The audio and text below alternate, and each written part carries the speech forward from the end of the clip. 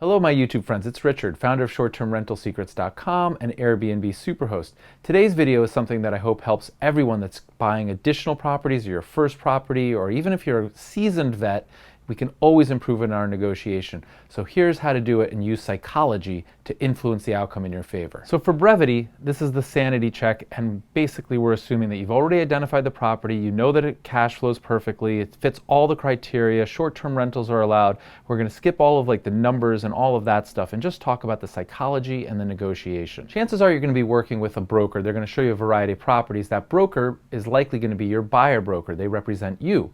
In some cases, the buyer is going to represent the seller and the buyer, and then they make twice as much commission. So that's actually a really good thing to know, because you can actually negotiate with the broker. If you and the seller get too close but you can't get a deal, you can turn to the broker and say, hey, why don't you chip in some of your commission and let's get this deal done. A smart broker will always do that, because a smaller percentage is better than $0. So my very first step in the purchase of a property is to negotiate with my broker. And what I mean by that isn't the percentage that they're going to get paid, but I try and set up a relationship with them and say, don't get rich on this one deal. Make sure that you show me the best deal and we work to get the best price, and I'm prepared to walk away from anything if it doesn't meet my budget. So you get the broker on your side, as opposed to just saying, well, he'll pay $10,000 more and I'll make 6% or 3% of $10,000 more. And so therefore I try and negotiate with my broker as my first step to let them know that there's more deals behind this. So instead of getting rich on the first and only deal, if this works well, I'm going to do a second deal, a third deal, a fourth deal. Whether that's true or not doesn't really matter. But if you get them thinking about the future and doing multiple deals with you, they may be more in your corner than if they just view you as a transaction. So the next thing I do is I turn to my broker and I ask him or her, where do you think a good opening bid is? What's fair?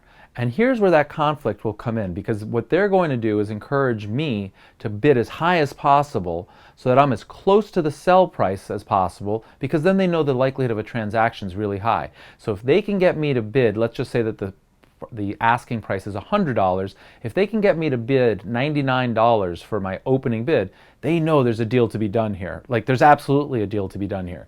But me as a buyer, I don't want to bid $99. I might want to bid $80. And so what I like to do as my opening bid is always go below what the broker suggests. So whatever they tell me, I go at least 10% lower. And even if it's a waste of time, it's okay. I'm trying to find the market, and I'm trying to get a sense for how aggressive the seller is in trying to sell this thing.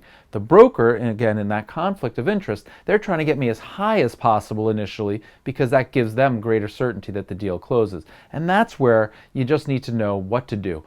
Ask them, then tell them that's way too high, you're not even willing to pay what they think the opening bid should be, and you can afford, and then I go about 10% lower. It's really variable. In some cases it's been 20% lower, in some cases I'm 5% lower.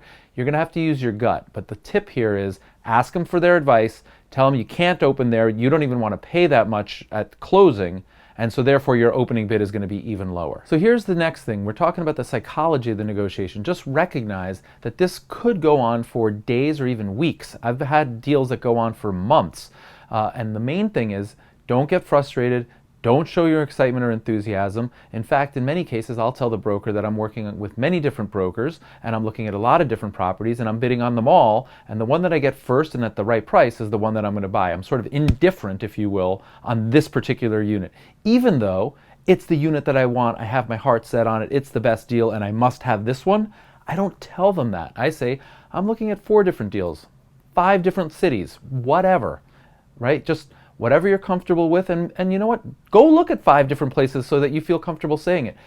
The less excitement you can show, the less enthusiasm, the more it's just a business transaction, and the more you're sort of indifferent. Now the broker's working for you. The broker's only going to get paid if this one deal closes. He doesn't get paid on the other 4 or 5 that he thinks are happening. So go ahead and set the stage.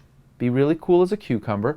Be prepared for it to go back and forth many times, and never show your hand. Don't get excited. Most people are lazy in the negotiation and they want to get the deal done quickly. And most sellers, in most instances, are more experienced than you or have a portfolio of properties, and so they've sold more than you. So they may not be lazy. And what I mean by lazy is, let's just use some numbers. If I want to pay $100 for something and they're selling it at $120, where do you think the lazy price is that the deal closes at? boom, right in the middle, 110. But I don't want to pay 110. I want to pay 107 or 105. So I can't go in the same lockstep that he's going to go down. So what I mean by that is, if the seller comes down in price by $10,000, don't go up by $10,000, go up by $5,000. Psychologically, you've told him that you're moving at a slower pace, you're reaching your upper threshold faster than he's moving down, so he has more room to go. So here's how you close the deal. You may have gone back 1 time, 2 times, 5 times, who knows how many times. Generally, it gets to the point where people start to get a little bit frustrated, it's taking too long, and or you can't contain your excitement anymore. You're now in a range where you just want to pounce and close on the deal, and at that point, don't get greedy.